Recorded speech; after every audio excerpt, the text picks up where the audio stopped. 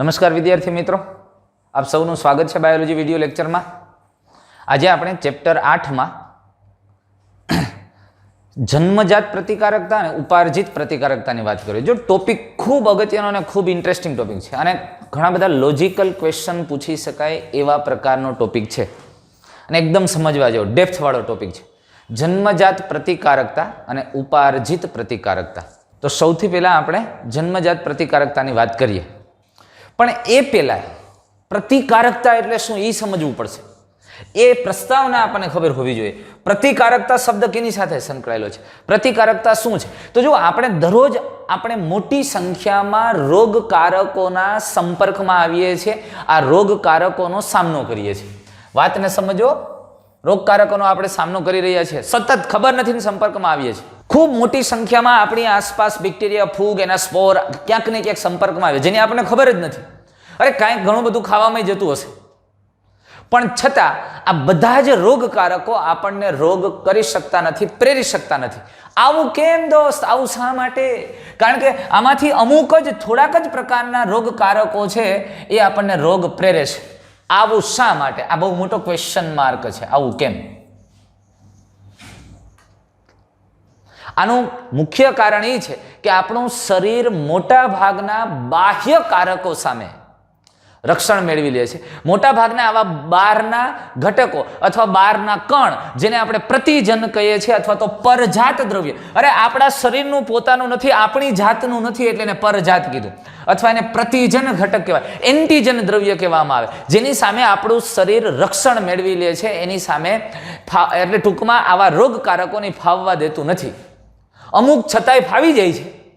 એટલે ઘણા બધા રોગકારકોના આપણે સંપર્કમાં આવીએ છીએ, એનો સામનો કરીએ છીએ, પણ એમાંથી અમુક જ આપણને રોગ કરી શકે છે. એનું કારણ એ છે કે આપણું શરીર આવા મોટા ભાગના બાહ્ય કારકો સામે રક્ષણ મેળવી લે છે. એટલે આવા બાહ્ય કારકો અથવા રોગકારકો એટલે પરજાત ઘટક કહી શકીએ. અને પ્રતિજન એ કોઈ પણ બેક્ટેરિયા હોઈ શકે, ફૂગ હોઈ શકે, અન્ય કોઈ દ્રવ્ય હોઈ શકે, પણ આવા પ્રતિજન અથવા પરજાત દ્રવ્ય સામે આપણું શરીર રક્ષણ મેળવી લે છે. રક્ષણ કેના દ્વારા મળે છે? તો પ્રતિકાર તંત્રને કારણે આવા રોગકારક સજીવો સામે લડવાની આ શરીરની એટલે કે યજમાનની ક્ષમતા, એ ક્ષમતાને પ્રતિકારકતા કહેવામાં આવે છે. એટલે આની સામે લડે છે એ તંત્રને શું કીધું? પ્રતિકારક તંત્ર. કોની સામે રક્ષણ મેળવે? આવા રોગકારકો સામે જે રક્ષણ મેળવે છે, અને રક્ષણ મેળવવા માટે જવાબદાર જે તંત્ર છે એ તંત્રને પ્રતિકાર તંત્ર કહેવાય. અને આવા પ્રતિકારક તંત્રને કારણે આવા રોગકારકો સામે લડવાની સજીવની એટલે કે મનુષ્યની ક્ષમતા અને યજમાનની કેપેસિટીને પ્રતિકારકતા, ઇમ્યુનિટી કહેવામાં આવે છે. અને આવી જે પ્રતિકારકતા છે એટલે કે રક્ષણ મેળવવા માટેનો જે તંત્ર અને એના દ્વારા જે પ્રતિકારકતા આપણે મેળવવાની જે ક્ષમતા છે, એ ક્ષમતા એટલે એ પ્રતિકારકતા. અને આવી પ્રતિકારકતાના બે પ્રકાર છે. એક જન્મજાત પ્રતિકારકતા અને બીજી ઉપાર્જિત પ્રતિકારકતા. સમજો, જન્મજાત પ્રતિકારકતા શબ્દને સમજો. અરે જન્મતાની સાથે વારસામાં મળે છે. જન્મતા જ મળી જાય છે એવી પ્રતિકારકતાને જન્મજાત પ્રતિકારકતા કહેવાય. ઇનેટ ઇમ્યુનિટી. જે માતા પિતામાંથી જે વ્યક્તિ જન્મે છે એને વારસામાં પ્રાપ્ત થાય છે, એને જન્મજાત. ઉપાર્જિત પ્રતિકારકતા, એક્વાયર્ડ ઇમ્યુનિટી. એટલે આ પ્રતિકારકતાને વિકસાવવામાં આવે છે. આ વ્યક્તિને જન્મતાની સાથે વારસામાં મળેલી ન હોય, પણ એ રોગકારકોના સંપર્કમાં આવવાથી, એ ચોક્કસ પર્યાવરણમાં રહેવાથી એ પ્રતિકારકતા વિકસે છે, વિકસાવવામાં આવે છે, વ્યક્તિ દ્વારા વિકસે છે. એને ઉપાર્જિત પ્રતિકારકતા. ખાસ આ બે શબ્દ વચ્ચેનો ભેદ સમજો. જન્મજાત, જે પ્રતિકારકતા વારસામાં મળે છે, અને જન્મજાત કહેવાય. એટલે રોગકારકો સામે લડવાની ક્ષમતા જે વારસામાં મળે એ પ્રતિકારકતાને જન્મજાત પ્રતિકારકતા કહેવાય. અને રોગકારકો સામે લડવાની ક્ષમતા આપણું શરીર વિકસાવે, ડેવલપ કરે, એ ઉપાર્જિત પ્રતિકારકતા છે. એને ઉપાર્જન કર્યું કહેવાય, એને પોતે વિકસાવી કહેવાય. એટલે એને એક્વાયર્ડ ઇમ્યુનિટી કહેવામાં આવે છે. તો એમાંથી આપણે એક જન્મજાત પ્રતિકારકતાની પહેલા વાત કરીએ. અને જન્મજાત પ્રતિકારકતા એ બિનચોક્કસ રક્ષણ છે. બહુ મહત્વની વાત કરી છે. બિનચોક્કસ રક્ષણ, નોન સ્પેસિફિક.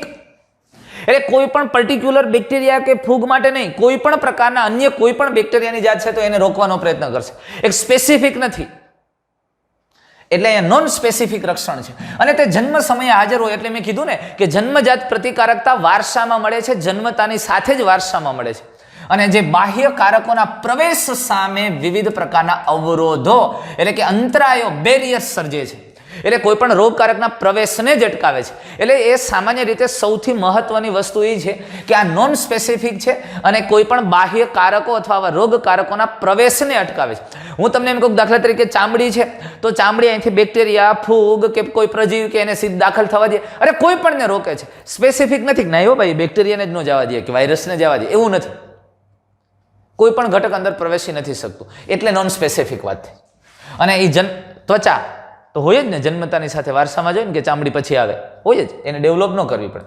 એટલે જન્મ સમયે હાજર હોય છે અને બાહ્ય કારકોના પ્રવેશ સામે વિવિધ પ્રકારના અવરોધો અથવા તો અંતરાયો સર્જવાથી એ પ્રાપ્ત થાય છે. તો આવા 4 પ્રકારના અવરોધો કે અંતરાયો સર્જાય છે કે જે રોગકારકો અથવા તો બાહ્ય કારકોના પ્રવેશને તે અટકાવે છે. તો આવા અંતરાયો 4 પ્રકારના ક્યાં છે? એમાં સૌથી પહેલો છે એ શારીરિક અંતરાય છે, ફિઝિકલ બેરિયર.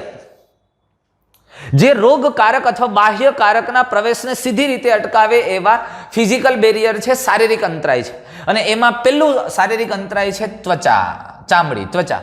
ત્વચા એ મુખ્ય ભૌતિક અંતરાય છે. જો અહીંયા સામાન્ય રીતે શારીરિક અંતરાય આપણી ટેક્સ્ટમાં આપ્યું છે, પણ જૂના સિલેબસમાં એનું ગુજરાતી કરેલું ભૌતિક અંતરાયની વધારે યોગ્ય હતું. ભૌતિક અંતરાય એટલે સીધું બહારથી સીધો જ એનો પ્રવેશ અટકાવી શકે એવું ભૌતિક અંતરાય. અને ત્વચા એ મુખ્ય ભૌતિક અંતરાય છે જે સૂક્ષ્મ જીવોના પ્રવેશને અટકાવે છે. કોઈ પણ રોગકારક કે બાહ્ય કારકને શરીરમાં દાખલ થતો રોકે છે. એટલે ત્વચા આખા શરીરની ફરતે આવેલું સૌથી મોટું બેરિયર છે. નહીતર તો આમાં હાંજ પડેતા લાખો હજારો બેક્ટેરિયન ફૂગના સ્પોર છે આની શરીરની અંદર ઘૂસી જાય. પણ એક અભેદ્ય કિલ્લાની જેમ ઊભું છે સૌથી બહારની તરફ આવરણ છે ત્વચા, એ સૌથી મુખ્ય ભૌતિક અંતરાય છે અને સૂક્ષ્મજીવોના પ્રવેશને અટકાવે છે. પણ હવે એ ઓકે, જો આટલી ત્વચા દ્વારા આખું શરીર ઢાંકી લીધું, પણ આપણે કેટલાક દ્રવ્યોની આપલે કરવા માટે, શરીરની અંદર ખોરાક ખાવા માટે આપણા શરીરમાં મોઢાનું, મુખનું ઓપનિંગ છે, શ્વાસ લેવા માટે નાસિકા કોટર એટલે નાસિકા છિદ્રનું ઓપનિંગ છે, કાનની અંદર ધ્વનિ તરંગોને રિસીવ કરવા માટે કાનમાં ઓપનિંગ છે, આ દ્રષ્ટિ સંવેદી રચના માટે આંખના ભાગમાં ઓપનિંગ છે, પછી નકામાં ઉત્સર્ગ દ્રવ્યોના નિકાલ માટે મૂત્રદ્વાર છે, મળદ્વાર છે. તો આપણા શરીરની અંદર આવા ઓપનિંગ્સ છે જ્યાં ત્વચા કામ નથી કરી શકતી. હવે આવા ઓપનિંગ્સના ભાગમાં પણ રોગકારકો તો ત્યાંથી જઈ શકે. એ કે ઓકે આખો અભેદ્ય કિલ્લો છે પણ દરવાજા આટલા ભાગોમાં છે, એ કે ત્યાંથી એન્ટ્રી થઈ શકે, કાં તો એ દરવાજાને તોડીને. તો આપણા શરીરના ઓપનિંગ્સ તો મુખદ્વાર, મળદ્વાર, મૂત્રદ્વાર, નાસિકા છિદ્ર છે, કાનના છિદ્રો છે, આંખના ભાગો છે, એ શરીરના ઓપનિંગ્સ કહેવાય ને, ત્યાંથી પણ રોગકારકો પ્રવેશી શકે. તો હવે ત્યાંથી પ્રવેશી ન શકે એ દરવાજા છે, તો દરવાજાને ભાઈ વસ્તુઓની આપલે કરવા માટે દરવાજાની જરૂર પડે. તો એ દરવાજાની જગ્યાએ પ્રોટેક્શન માટે આપણે નથી મૂકતા કે સિક્યુરિટીને ગોઠવી દો. તો એવી જ રીતે આ જે ઓપનિંગ્સ છે એ ઓપનિંગ્સમાંથી દાખલા તરીકે આવા જે શરીરની બહાર ખુલતા છિદ્રો છે, એ છિદ્રોમાંથી બાહ્ય કારકો અથવા આવા કારકો પ્રવેશી ન શકે એના માટે પણ આવા ભૌતિક અંતરાયો છે. શું છે? તો જો આવા શ્વસન માર્ગનો ભાગ, જઠરાંત્રિય માર્ગ, મૂત્રજનન માર્ગના અસ્તરમાં આવેલ અધિચ્છદ પેશીનું શ્લેષ્મ આવરણ, અરે અંદર તરફ શ્લેષ્મ આવરણ ચીકણું સ્તર છે અને જે શરીરમાં પ્રવેશતા જીવાણુને અટકાવે. અને એટલે તમે જોઈ લો શરીરના દરેક ઓપનિંગ્સ છે એમાંથી ચીકણો સ્ત્રાવ થતો હોય, શ્લેષ્મીય સ્ત્રાવ થતો હોય. અને આ શ્લેષ્મીય સ્ત્રાવ રોગકારકોના પ્રવેશને અટકાવે છે, એને રોકે છે. અને આવી રીતે પણ એ મદદરૂપ થાય. એટલે અહીંયા ભૌતિક અંતરાયની અંદર 2 આવશે, ત્વચા જે મુખ્ય ભૌતિક અંતરાય છે અને બીજું શ્લેષ્મ પટલ. શ્લેષ્મ પટલ, આ શ્લેષ્મ પટલ પણ એ ભૌતિક અંતરાય છે, કારણ કે શરીરના જ્યાં છિદ્રો છે, આ શ્વસન માર્ગ છે, જઠરાંત્રિય માર્ગ છે, મૂત્રજનન માર્ગનું અંદરનું અસ્તર છે, એ અંદરના સ્તરમાં આ રોગકારકો અથવા બાહ્ય કારકો પ્રવેશી ન શકે એને અટકાવવા આ શ્લેષ્મ સ્તર અથવા શ્લેષ્મ પટલ મહત્વનો ભાગ ભજવે. અને શ્લેષ્મય દ્રવ્યનો સ્ત્રાવ કરે છે અને આ શ્લેષ્મ છે રોગકારકના પ્રવેશને અટકાવે છે. અને એ તો જો સામાન્ય શરદી થાય તો શ્લેષ્મીય સિક્રેશન વધી જાય છે ને, એ એટલે તો વધે છે કે ઓલા વધારે એન્ટ્રી ન કરી શકે, એના પ્રવેશને રોકે છે, અટકાવે છે. અને પહેલી એક વાત કરી ભૌતિક અંતરાય અથવા શારીરિક અંતરાય, અને ભૌતિક અંતરાયમાં 2 ઘટક ત્વચા અને શ્લેષ્મ પટલ, એ 2 ભૌતિક અંતરાય થશે જે રોગકારક અથવા જીવાણુના પ્રવેશને અટકાવે છે. અને બીજું હવે દેહ ધાર્મિક અંતરાય ફિઝિયોલોજીકલ બેરિયર છે, દેહ ધાર્મિક અંતરાય. અને આ દેહ ધાર્મિક અંતરાયની અંદર આપણે આમ તો જોઈ શકીએ તો જો જઠરમાંના અમ્લ એસિડ, એટલે અહીંયા એક તો આપણે કહી શકીએ કે શરીરના જે રસ એનો પીએચ છે, તાવ છે અને કેટલાક સ્ત્રાવ છે. એટલે આ ટેમ્પરેચર વાળી વાત થઈ, આ પીએચ વાળી વાત થઈ અને સ્ત્રાવ જે દેહ ધાર્મિક અંતરાયમાં સમાવેશ થશે. તો જઠરમાંના અમ્લ એસિડ, મુખમાંની લાળ, આંખના અશ્રુ વગેરે રોગકારકોની વૃદ્ધિને અટકાવે. જોજો સૌથી પેલું જન્મજાત પ્રતિકારકતા રોગકારક શરીરમાં દાખલ જ ન થાય ને એના માટેના વ્યવસ્થા વિચાર. અને માનો કે ક્યાંય છતાંય દાખલ થઈ ગઈ ખૂણે ખાંચેથી, અંદર ગયા પછી એને સારા પકડીને પાડી દો. તો હવે માનો કે મુખ દ્વારા ખોરાક સાથે કોઈ રોગકારકો વહી ગયા, તો જેવું જઠરમાં જાય એટલે જઠરમાં ખોરાકને રોકાવવું પડે. અને જો જઠરની અંદર જબરજસ્ત એસિડ, જેની પીએચ લગભગ 2.5 થી 5 ની આસપાસ એટલો નીચો પીએચ છે અને એકદમ એસિડિક છે, એટલે અમુક રોગકારક તો ત્યાં જ ખતમ થઈ જાય. એટલે પીએચ ને લઈને યોનિ માર્ગના ભાગની અંદર એસિડિક પીએચ છે, જેથી કરીને આવા જીવાણુ અથવા તો રોગકારકોના પ્રવેશને અટકાવી શકાય. જઠરની અંદર આ પીએચ છે, અન્નમાર્ગ દ્વારા દાખલ થતા ખોરાકને અટકાવી શકાય. એટલે આવી રીતે પીએચ છે એ પણ એવા રોગકારકોના પ્રવેશ કે વૃદ્ધિને અટકાવે છે. અંદર દાખલ થઈ ગયું છે તો એની વૃદ્ધિ અટકી જાય, સ્ટોપ થઈ જાય. એવી જ રીતે સ્ત્રાવ અલગ અલગ પ્રકારના, જો મુખમાંથી લાળ રસનો સ્ત્રાવ, લાળ રસમાં લાઇસોજાઇમ હોય, યાદ કરો. અશ્રુ ગ્રંથિમાંથી અશ્રુનો સ્ત્રાવ, આંખને ભીની રાખ, એમાં લાઇસોજાઇમ હોય. અને લાઇસોજાઇમ એ આવા બેક્ટેરિયા જેવા ઘટકોને અટકાવે છે, એની વૃદ્ધિને રોકે છે. એટલે આવા વિવિધ પ્રકારના સ્ત્રાવ જવાબદાર છે. અરે તાવ પણ એના માટે જ આવે છે. આપણા શરીરની અંદર રોગકારક અથવા બાહ્યકારક દાખલ થઈ ગયા તો આપણા શરીરનું તાપમાન વધે છે. અને તાપમાન વધે છે એટલે રોગકારકો અથવા બેક્ટેરિયાના ગુણનને અટકાવવા માટે, એના ગુણનને ધીમું કરવા માટે શરીરનું ટેમ્પરેચર વધે છે. એને રોકવા માટેની પ્રક્રિયા છે. એટલે શરીરના તાપમાનમાં વધારો થવો એ એક પ્રકારનું દેહ ધાર્મિક અંતરાય છે. અથવા પીએચમાં ફેરફાર રહેવા, જઠરની અંદર ખૂબ જ એસિડિકતા હોવી, યોનિમાર્ગનો પીએચ છે એસિડિક હોય, તો આવા બધી બાબતો ચોક્કસ પ્રકારના સ્ત્રાવ છે જેની અંદર લાઇસોજાઇમ કે અન્ય ઘટકો છે જે દેહ ધાર્મિક અંતરાયમાં સમાવેશ થાય અને જે રોગકારક અથવા તો આવા બેક્ટેરિયા કે ફૂગ જેવા ઘટકોની વૃદ્ધિને અવરોધે છે, રોકે છે. એટલે આ દેહ ધાર્મિક અંતરાયની વાત. બીજો અંતરાય કયો થયો? દેહ ધાર્મિક. અને ત્રીજો કોષીય અંતરાય અથવા તો કોષાંતરીય અંતરાય, સેલ્યુલર બેરિયર્સ, કોષીય અંતરાય. છતાંય કોઈ રોગકારક શરીરની અંદર ઘૂસી ગયા, ઘૂસણખોરી તો ગમે ત્યાંથી થઈ શકે. અમુક જઠરના એસિડિકમાંથી એ એસિડ સામે રક્ષણ કરે એવું અનુકૂલન એને સાધી લીધું હોય તો એ કે આપણે બાયપાસ થઈ જશું. ન તો હમણાં કૃમિના એના ઈંડાઓની વાત કરી, છેક સુધી પહોંચી જાય, આંતરડા સુધી, એ જઠરમાંથી જ ગયા હોય તો એ કાંઈ ન થાય, કારણ કે એની ફરતે એવા કવચ છે કે જેને એસિડ કાંઈ કરી શકતું નથી. અથવા તો અમુક એવું અનુકૂલન સાધી લીધું હોય કે ઈંડાનું કવચ એસિડમાંથી પસાર થાય તો સરળથી તૂટે, એટલે તરત લાર્વા ડેવલપ થઈ જાય. એટલે વિવિધ પ્રકારના અનુકૂલનો સાધી લીધા છતાં શરીરમાં દાખલ થયા તો હજુ એક પ્રયત્ન અંતરાય તરીકેનો કોષીય અંતરાય, પકડીને મારે કે ચૂન કે દેતે હે ચાલે, એક ને પકડીને. જોજો કોષીય અંતરાય, આપણા દેહની અંદર કેટલાક શ્વેત કણો, યસ, રુધિર કોષો WBC કે જે બહુરૂપી કેન્દ્રીય શ્વેતકણ છે. બહુરૂપી એટલે જેના કોષ કેન્દ્રના વિવિધ આકારો છે એવું. એને ઇંગ્લિશમાં આપણે શું કહીશું? પોલીમોર્ફ ન્યુક્લિયર લ્યુકોસાઇટ, એટલે એને PMNL કહેવાય. PMNL, પોલીમોર્ફ ન્યુક્લિયર લ્યુકોસાઇટ, જેના કોષ કેન્દ્રમાં બહુરૂપકતા જોવા મળે છે, વિવિધ આકારના છે એવા તટસ્થ કણ. અરે ભાઈ કે સીધું તટસ્થ કણ કહી દીધું હોત તો. આ તટસ્થ કણ અને એક કેન્દ્રીય કણ મોનોસાઇટ, અને તેમજ રુધિર રસની અંદર રહેલા અમુક લસિકા કોષો. આ લસિકા કોષોનો પ્રકાર જે છે એ પણ નૈસર્ગિક મારક કોષો તરીકે વર્તે છે અને આ પ્રકારનું કાર્ય કરે છે. અને આ ઉપરાંત હજી આ સિવાયના કેટલીક સંયોજક પેશીની અંદર રહેલા બૃહદ કોષો એટલે કે મેક્રોફેજ, આ પણ એક ભક્ષક કોષો તરીકે કામ કરે અને જે શરીરમાં દાખલ થયેલા જીવાણુઓનું ભક્ષણ કરે છે, ભક્ષણ અને તેઓનો નાશ કરે છે. વાત સમજો. આટલી ધ્યાન રાખવા છતાંય જો એક તો ફિઝિકલ એટલે ભૌતિક બેરિયર હતું, અવરોધ હતો, તોય કોઈ દાખલ થઈ ગયા. એટલે અંદર આવ્યા પછી કેટલાક દેહ ધાર્મિક અંતરાયો એને રોકવાની ટ્રાય કરે. એ રોક્યા પછી છતાંય કોઈ કોષ રુધિરની અંદર અથવા શરીરમાં આવા રોગકારકો દાખલ થઈ ગયા તો રુધિરની અંદર રહેલા શ્વેતકણ WBC છે, એમાં બહુરૂપી કેન્દ્રીય શ્વેતકણ એટલે તટસ્થ કણ, આ ઉપરાંત એક કેન્દ્રીય કણ અને કેટલાક લસિકા કોષો જે નૈસર્ગિક મારક કોષો તરીકે, કિલર સેલ તરીકે વર્તે છે. આ ઉપરાંત પેશીની અંદર રહેલા બૃહદ કોષો, આ બધા ભેગા થઈને જીવાણુનું ભક્ષણ કરે છે. એટલે આવા કોષો અંદર રોગકારકને ગોતીને એનું ભક્ષણ કરીને નાસ્તો કરી જાય છે એટલે અંદરથી પકડીને મારે છે. હે અહીંયા ઘૂસી ગયું છે, ચાલ નીકળ, બે દેન ખાઈ જાય, નાસ્તો કરી જાય. એટલે કહેવાનો મતલબ એ છે કે આ કોષાંતરીય અંતરાય, કોષો, સેલ્યુલર બેરિયર, એ કોષ પોતે આવા રોગકારકને અટકાવે છે. ક્યાં કોષો છે? તો એમાં એક તટસ્થ કણ છે. તટસ્થ કણને બીજું આપણે શું કહેશું? પોલિમોર્ફ ન્યુક્લિયર લ્યુકોસાઇડ. કારણ કે તટસ્થ કણનું કોષ કેન્દ્ર અનિયમિત આકારનું છે. એટલે પછી એક કેન્દ્રીય કણો, એ પણ ભક્ષક કોષો તરીકે વર્તે. આ ઉપરાંત લસિકા કોષો, ટી લસિકા કોષો, જે મારક ટી લસિકા કોષો, આને નૈસર્ગિક મારક ટી સેલ્સ કહેવામાં આવે છે, મારક કિલર સેલ.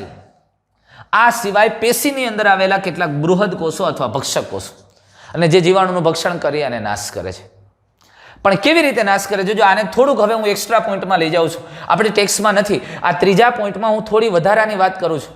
એટલે જો પેલો અંતરાય ભૌતિક અંતરાય, બીજો દેહધાર્મિક, ત્રીજો કોષાંતરીય અને ચોથો કોષરસીય અંતરાય છે. પણ એ પેલા કોષાંતરીય અંતરાયમાં આ બધા કોષો, આ WBC એટલે કે તટસ્થ કણ, એક કેન્દ્રી કણ, આ મારક ટી કોષો, એ કેવી રીતે બેક્ટેરિયાનો નાશ કરે છે, એ ટોપિક, એ પોઈન્ટને આપણે જરાક સમજવો છે. બહુ ઇન્ટરેસ્ટિંગ છે, મજા આવશે તમને.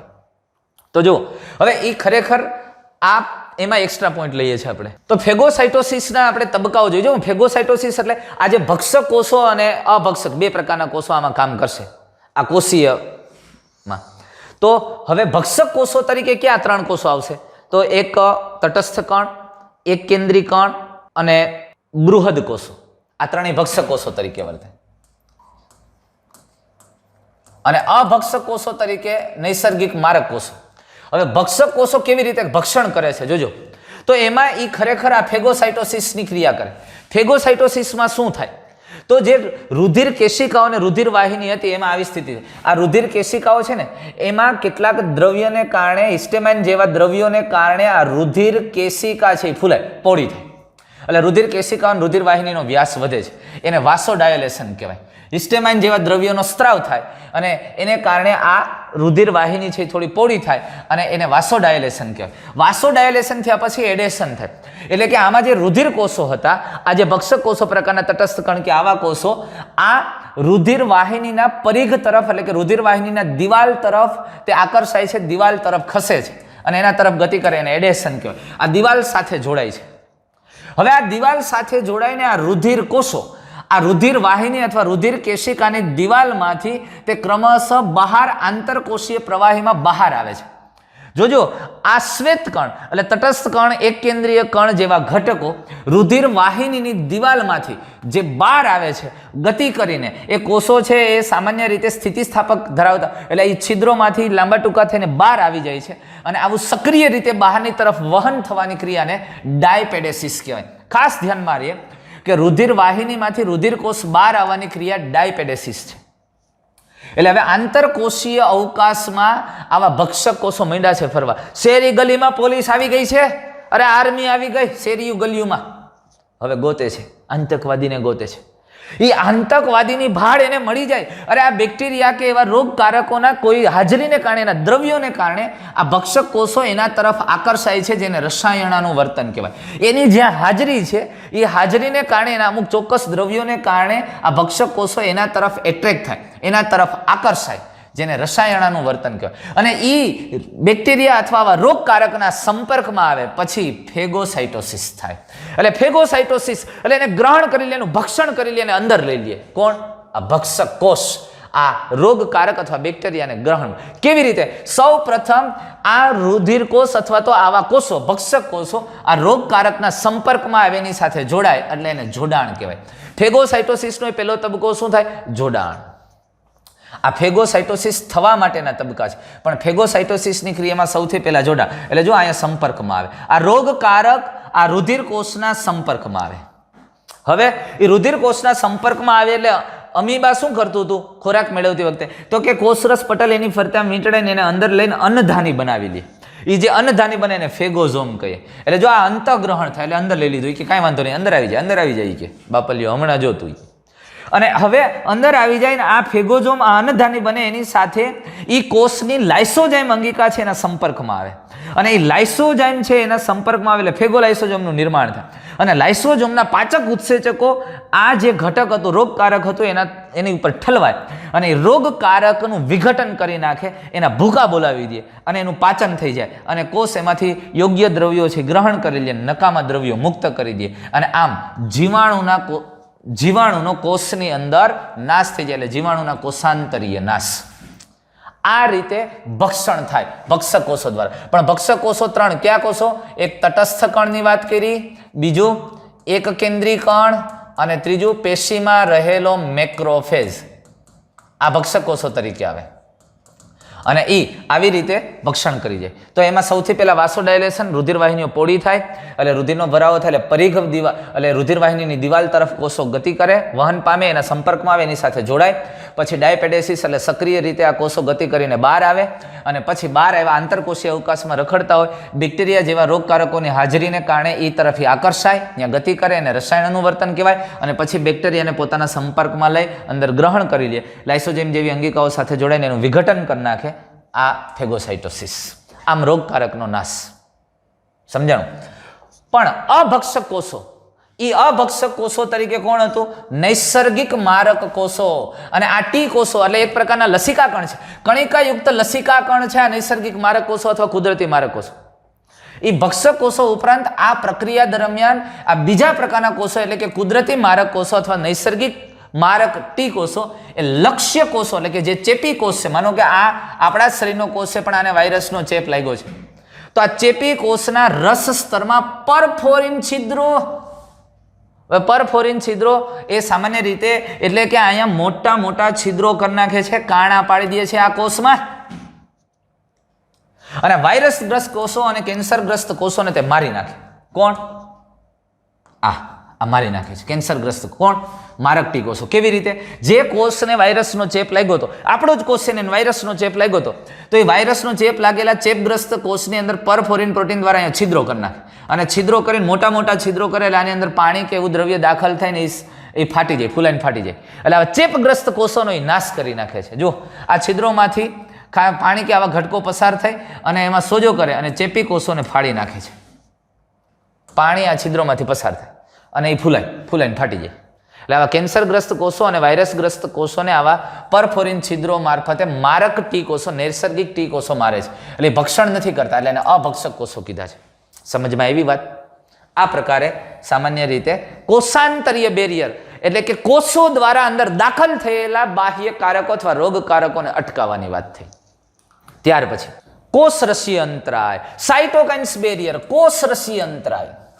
હવે જે વાયરસગ્રસ્ત કોષો દાખલ, માનો કે વાયરસ જેવા ઘટકો દાખલ થઈ ગયા તો આવા વાયરસગ્રસ્ત કોષોને આ ઇન્ટરફેરોન કહેવાતા પ્રોટીનનો સ્ત્રાવ કરે છે. જો આ કોષ છે એની કોષમાં વાયરસનો ચેપ લાગી ગયો તો આ કોષો છે એ કોષો રુધિરમાં ઇન્ટરફેરોન્સ જેવા પ્રોટીનનો સ્ત્રાવ કરે, ઇન્ટરફેરોન્સ જેવા પ્રોટીનનો સ્ત્રાવ કરે અને આ ઇન્ટરફેરોન્સ રુધિરમાં ફરતા ફરતા અન્ય કોષોના સંપર્કમાં આવે અને અન્ય કોષોને આ વાયરસના ચેપથી રક્ષિત કરે છે. અન્ય કોષોને મેસેજ પહોંચાડી દે, ધ્યાન રાખજો અહીંયા ગુંડા રખડે છે.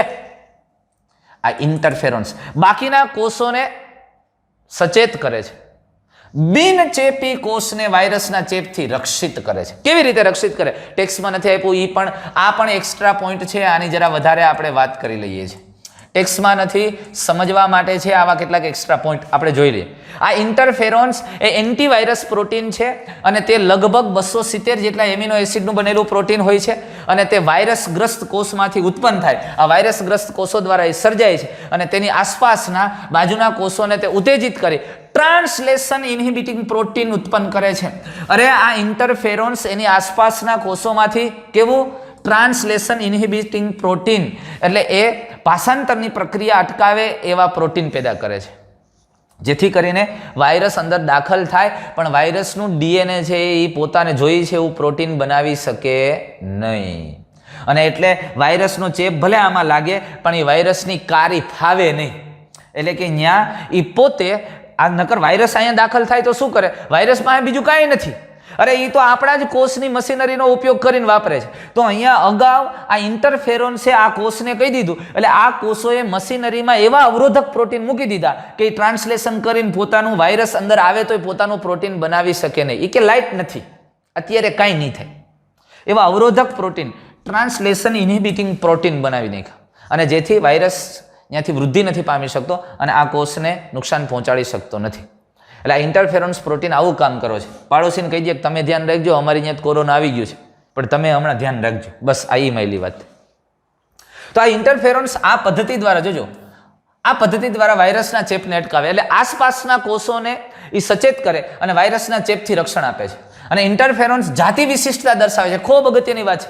એ ચોક્કસ પ્રકારના વાયરસ માટે જે ઇન્ટરફેરોન્સ સર્જાણે એ વાયરસથી જ એ ચેપથી રક્ષિત કરે. એટલે એક જાતિ દ્વારા ઉત્પન્ન થયેલ ઇન્ટરફેરોન્સ એ જ જાતિના વાયરસ ચેપ સામે રક્ષણ આપે છે. અને આ ઇન્ટરફેરોન્સ કોષોમાં એન્ટીવાયરસ પ્રોટીનનું સંશ્લેષણ કરી અને તેમને વાયરલ ચેપ સામે પ્રતિરોધક બનાવે. એટલે કોષોની અંદર એન્ટીવાયરલ પ્રોટીન બને, એટલે વાયરસ અંદર આવે તો પણ એની વૃદ્ધિ ન થઈ શકે. અને આ ઇન્ટરફેરોન્સ એ વાયરસ ચેપ દ્વારા થતો અટકાવવા માટે અને સારવાર માટે ઉપયોગી છે. જોજો, અહીંયા અટકાવવા માટે ઉપયોગી અને સારવાર ઇન્ટરફેરોન્સ બનાવીને પણ આપી શકાય છે, જેથી વાયરસના વૃદ્ધિને ગુણનને ધીમું કરી શકાય. સારવાર માટે પણ ઉપયોગી છે આ ઇન્ટરફેરોન્સ. તો જુઓ, ઇન્ટરફેરોન્સ આલ્ફા એ રોગ પ્રતિકારક તંત્રને સક્રિય કરે છે. ટ્યુમર, ગાંઠ, કેન્સર ગાંઠનું વિઘટન અથવા નાશ કરે છે. ઇન્ટરફેરોન્સ એઇડ્સના દર્દીમાં આ કાપોસી સાર્કોમા એટલે ત્વચાના ભાગમાં જે કેન્સર થાય એને કાપોસી સાર્કોમા કહેવાય. એમાં એને થોડી સફળતા જોવા મળી કે ભાઈ એઇડ્સના દર્દીને આવું જે કેન્સર હોય તો એમાં ઇન્ટરફેરોન્સની સારવાર આપવાથી એ વ્યક્તિને એમાં રાહત કરી શકાય છે, અથવા તો એમાં થોડી સારવાર મળી છે, એમાં થોડી સફળતા જોવા મળી છે કાપોસી સાર્કોમા જેવા કેન્સરની અંદર. એટલે ઇન્ટરફેરોન્સ બહારથી આપ્યું, એનું જો અહીંયા પ્રત્યાગમન કરવામાં આવ્યું, એને દાખલ કરવામાં આવ્યું, તો આવા દર્દીની અંદર, એઇડ્સનો દર્દી છે અથવા તો આ કાપોસી સાર્કોમાથી જે પીડાય છે, તો એની અંદર થોડી સફળતા મળી છે પ્રતિકારક તંત્રને સક્રિય કરીને. અને કોની મદદથી સક્રિય કર્યું પ્રતિકારક તંત્રને? ઇન્ટરફેરોન્સની મદદથી. પછી થોડુંક અહીંયા પ્રતિકારકતા તરીકે અથવા જન્મજાતની અંદર એક મહત્વનો ભાગ ભજવે છે ઇન્ફ્લામેશન. સોજો પણ રોગકારકને રોકવાનો પ્રયત્ન છે. કોઈ પણ કારકના લીધે થતી ઈજાની સામે જીવિત સસ્તન પેશીમાં સ્થાનિક પ્રતિકાર, જે તે ભાગ છે સ્થાનિક, એ શરીરનો પ્રતિરોધક પ્રતિચાર છે અને તે ચેપી કારકોનો ફેલાવો થતો અટકાવે છે અને તેને દૂર કરે છે.